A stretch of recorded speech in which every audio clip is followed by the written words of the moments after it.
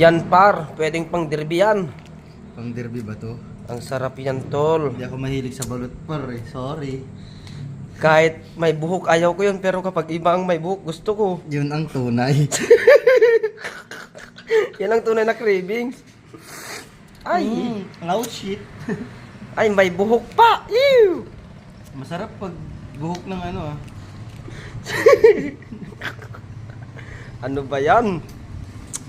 Ay, ay.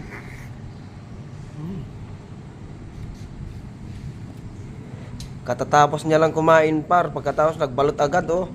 Walang niya talagang tong si Boy Balot. Nandyan na naman si Boy Balot. Katatapos lang kumain mga par oh. Oh. Inubos niya lahat yung pagkain kanina oh. Meron pa. Oh. Ang